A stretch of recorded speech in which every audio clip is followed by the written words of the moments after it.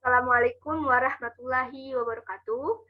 Perkenalkan, nama saya Aziza Mutiara Sari dari kelas 2C di 3 akuntansi dengan nomor absen 20 dan dengan nomor BP 2101072052. Nah, pada video kali ini saya akan membahas tentang operasional kartu bank, payment point, dan bank generasi.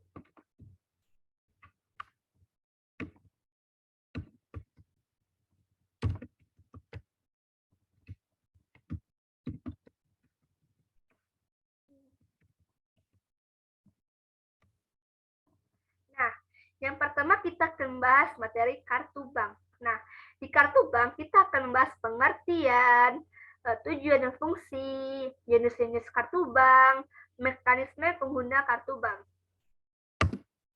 Nah, kartu bank yaitu kartu transaksi yang memberikan kemampuan kepada nasabah bank untuk membayar barang dan jasa bank kepada pedagang eceran dan memperoleh uang tunai dari kasir bank atau ATM. Nah, kartu bank juga dapat berupa kredit ataupun penarikan dana dan cek tabungan. Kartu bank juga bermanfaat sebagai alat pengenal ketika mencairkan cek. Nah, tujuan dan fungsi kartu bank terbagi menjadi dua. Yang pertama, sebagai pengganti pembayaran dengan uang tunai. Nah, yang kedua, mempermudahkan pembayaran.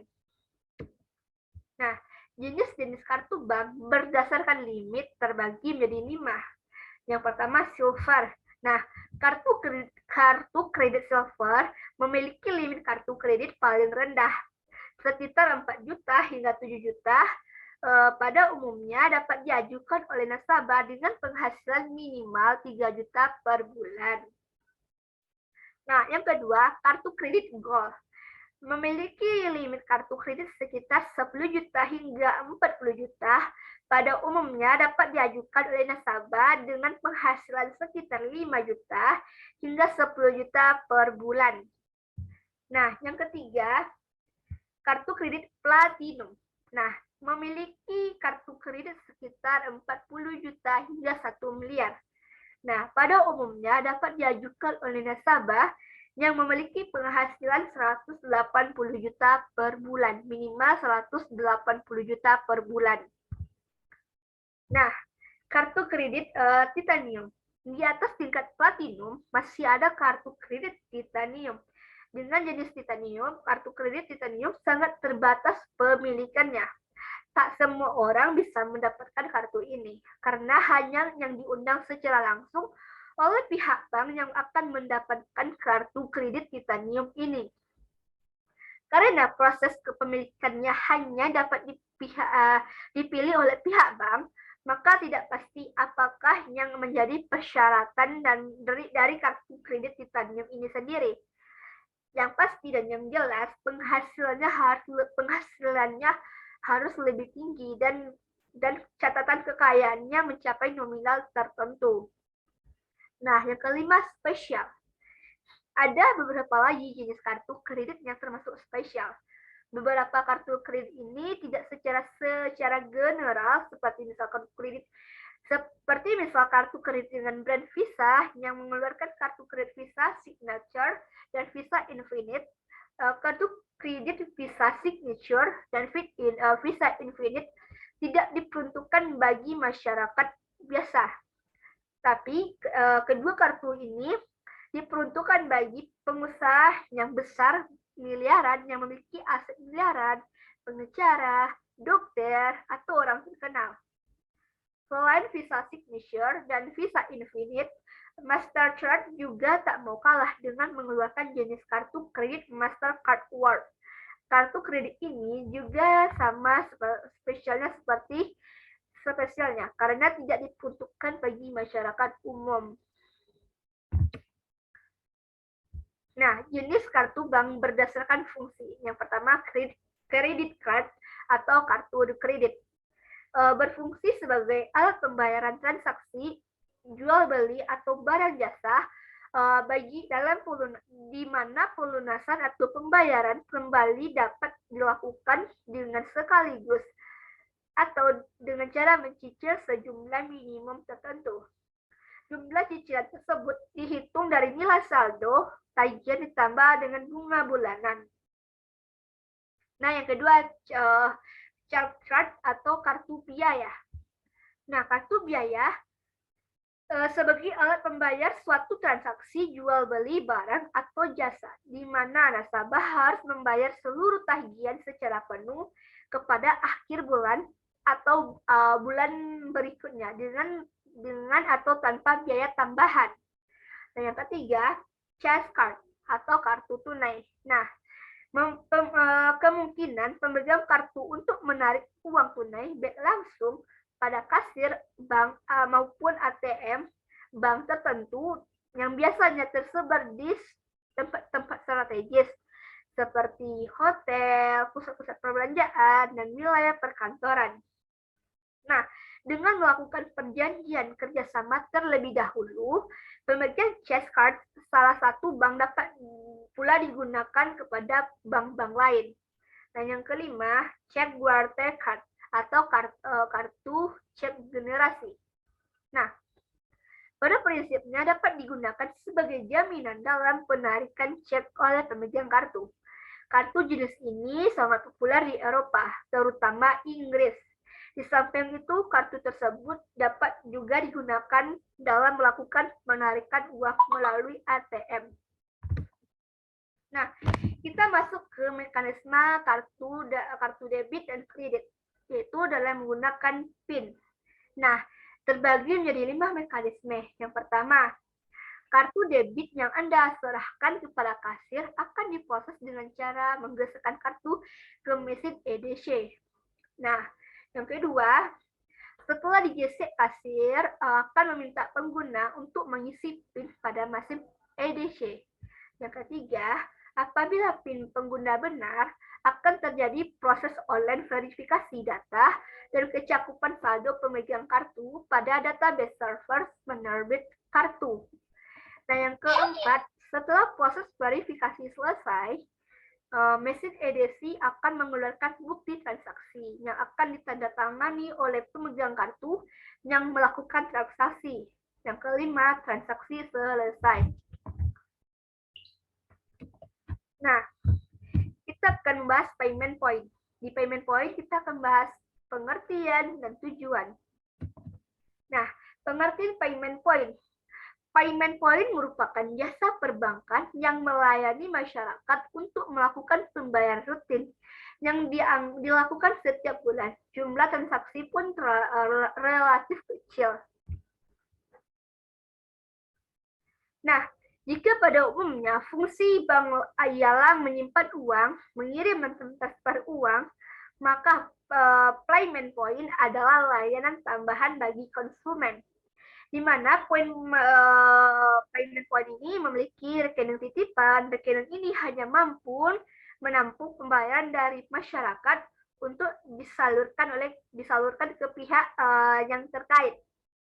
Nah, perkembangan payment point di Indonesia mengalami perkembangan dan kini tidak hanya digunakan untuk pembayaran kecil dari masyarakat, tetapi payment point mempermudah masyarakat untuk melakukan setiap pembayaran dan tagihan serta transaksi keuangan. Nah, tujuan payment point terdapat 3 tujuan. Yang pertama, bisa membayar tagihan kapanpun dan dimanapun. Nah, maksudnya adalah payment point membuat kita tidak perlu membayar tagihan di konter masing-masing penyedia layanan. Nah, contohnya kita tidak perlu datang ke kantor PLN untuk membayar listrik atau ke kantor PDAM untuk membayar tagihan air. Nah, dengan adanya sistem payment point, maka pelanggan kita tidak perlu berpindah dari suatu tempat ke tempat lain. Kita bisa langsung membayar tagihan mulai listrik, telepon, hingga BPJS tanpa perlu pergi ke tempat masing-masing tagihan. Nah, hal ini sangat membantu kita untuk menghemat waktu terlebih dahulu untuk masyarakat yang memiliki kesibukan yang padat. Nah, terlebih lagi apabila Anda menggunakan aplikasi PBOB yang bisa Anda akses secara online. Melakukan pembayaran berbagai tagihan bisa lakukan kapan saja selama 24 jam dan dimanapun. Nah, yang kedua, mempermudah pembayaran tagihan jasa penyediaan jasa. Nah, maksudnya dengan semakin banyaknya pemilihan pembayaran yang tersedia, tentu semakin mudah pula pelanggan untuk membayar tagihannya. Hal ini bisa membantu perusahaan seperti PLN, Telkom, dan sebagainya untuk minimalisir terjadinya keterlambatan pembayaran. Nah, tentunya pembayaran tepat waktu dari pelanggan akan sangat membantu operasional perusahaan. Dan yang ketiga, membantu perekonomian masyarakat. Nah, payment point ternyata bisa membantu perekonomian masyarakat dan membantu perekonomian negara pada akhirnya. Nah, hal ini karena siapapun bisa menyediakan jasa layanan pembayaran ini dengan mudah dan cepat. Dengan proses mudah dan cepat, maka hadirnya payment point bisa membantu perekonomian masyarakat. Nah, kita akan bahas tentang bank generasi. Di bank generasi, kita akan bahas pengertian, tujuan, fungsi, jenis-jenis. Nah, bank generasi adalah layanan perbankan di mana bank menjamin nasabahnya untuk memenuhi kewajiban kepada pihak lain sesuai dengan persetujuan yang telah disepakati. Nah, dalam bank generasi, ini pihak bank akan membuat pengakuan tertulis berisikan bank mengikat diri pada penerima, jaminan dalam jangka waktu dan syarat tertentu. Nah, apabila nasabah tidak memenuhi kewajiban terhadap si penerima jaminan, nah pada bank syariah istilah bank generasi adalah al-kafalah. Al-kafalah yang berarti bak memberi bank generasi sebagai jaminan pelaksanaan proyek. Pihak yang dijamin menyetor uang jaminan dengan prinsip al-wadiyah. Nah, tidak semua bank dapat memberikan layanan bank generasi. Garansi, hanya saja bank-bank yang memiliki reputasi yang baik di mata masyarakat dapat memberikan bank garansi. Pasalnya, penerima jaminan harus percaya bahwa bank akan mengganti kedudukan si terjamin untuk memenuhi kewajiban apabila terjadi hal-hal di luar kesepakatan, sehingga penerima jaminan terhindar dari risiko kerugian. Nah, tujuan bank generasi terdapat 5 tujuan. Yang pertama, bagi bank. Nah, bagi bank tujuannya adalah memberikan bantuan fasilitas dan kemudahan dalam memperlancar transaksi nasabah dalam hal untuk mengajarkan suatu usaha atau proyek atau baru mau mengikuti trader. Nah, dengan adanya bank garansi, maka nasabah dapat menjalani usaha atau proyeknya. Nah, yang kedua, bagi pemegang jaminan. Maksudnya adalah untuk memberikan keyakinan bahwa pemegang jaminan tidak hanya menderita kerugian bila pihak yang menjamin melalaikan kewajibannya. Karena pemegang akan mendapatkan ganti rugi dari pihak perbankan yang menerbitkan bank garansi ini. Nah, yang ketiga, menumbuhkan rasa saling percaya antara memberi jaminan maksudnya maksudnya menumbuhkan rasa saling percaya antara memberi jaminan yang dijaminkan dan yang menerima jaminan. Rasa saling percaya ini diikat dalam suatu proses perjanjian yang saling menguntungkan dalam sertifikat bank garansi. Yang keempat, memberi rasa aman, tentram dalam berusaha baik bagi bank maupun pihak lainnya. Nah, maksudnya hal ini jelas terutama bagi pemberi pekerjaan. Demikian pula, bank sebagai pemberi jaminan tidak hanya menderita kerugian selama jaminan lawan yang diberikan yang diberikan bank benar dan sesuai persyaratan ditetapkan. Nah, pihak nasabah pun tidak akan berani ingkar janji karena adanya jaminan lawanan yang ditinggalkan oleh pihak bank, yang ditinggalkan di bank. Nah, yang kelima, bank juga memperoleh keuntungan dari biaya-biaya yang harus dibayar nasabah, serta jaminan lawanan yang akan diberi. Nah, maksudnya, bagi bank di samping keuntungan yang di atas juga akan memperoleh keuntungan dari biaya-biaya yang harus dibayar nasabah serta jaminan lawanan yang akan diberi nasabah. Nah, bank juga akan meningkatkan kredibilitas di mata para nasabahnya. Nah, fungsi bank yaitu tender bond. Yang pertama, tender bond. Big bond yaitu generasi yang diperlukan kontraktor leveransir untuk dapat mengikuti tender. Nah, yang kedua, bank garansi uang muka, yaitu bank garansi yang dikeluarkan bank terutama menjamin atas permintaan uang muka oleh rekannya dalam rangka kerjasama pelaksanaan kontrak kerja. Dan yang ketiga, bank garansi untuk penangguhan pembayaran biaya cukai. Yang keempat, bank garansi untuk membangun proyek. Pemilik proyek meminta bank garansi dari pemborong untuk mengurangi risiko tidak diselesaikan borongan dengan baik dan benar. Nah, yang terakhir, yang kelima, bank garansi untuk penyerahan barang-barang oleh leveransir kepada departemen. Nah, jenis-jenis bank garansi terbagi menjadi 9 jenis. Yang pertama, bank garansi untuk menanggung bea masuk. Nah, merupakan bank garansi yang diberikan kepada kantor bea cukai untuk kepentingan pemilik barang guna penangguhan pembayaran bea masuk atau barang yang dikeluarkan oleh pelabuhan. Nah, yang kedua, bank garansi untuk pita cukai tembakau. Nah, maksudnya barang garansi yang diberikan kepada kantor bea cukai untuk kepentingannya yang dijamin atau pengusaha pabrik rokok guna penangguhan pembayaran pita cukai tembakau atas rokok-rokok yang dikeluarkan dari pabrik untuk diedarkan. Yang ketiga, bank garansi untuk tender dalam negeri.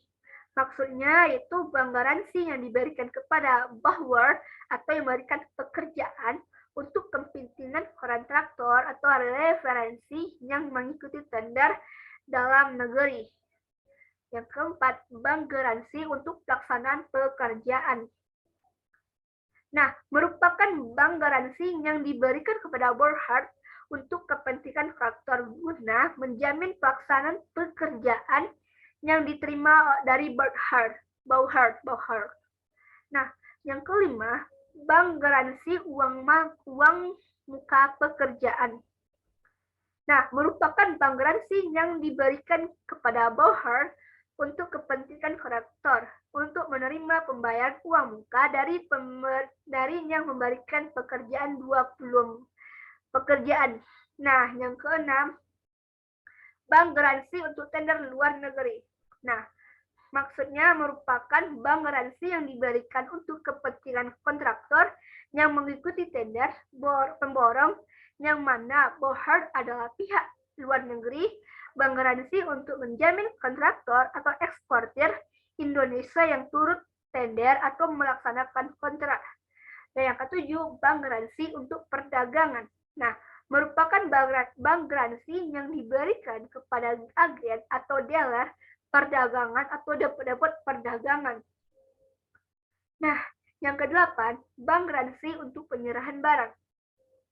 Merupakan bank garansi yang diberikan kepada nasabah yang akan melakukan penyerahan barang, baik dibiayai cukai oleh bank ataupun tidak. Yang kesembilan, bank garansi untuk mendapatkan keterangan pemasukan barang. Garansi yang diberikan untuk pengeluaran barang LC yang belum dibayar penuh oleh importer. Nah, sampai di sinilah materi perbankan saya. Kalau ada kata-kata salah, mohon dimaafkan. Assalamualaikum warahmatullahi wabarakatuh. Terima kasih.